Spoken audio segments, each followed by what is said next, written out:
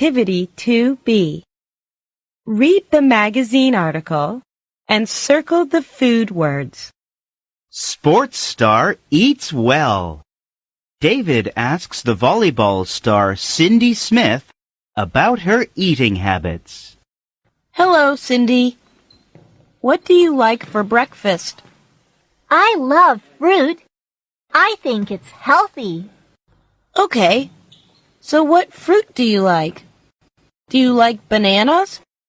Well, I don't like bananas, but I like oranges and apples.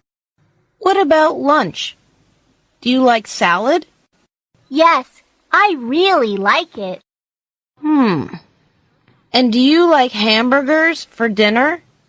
Oh, no. They're not healthy. I like chicken for dinner. Okay. Well, one last question. Do you eat ice cream after dinner?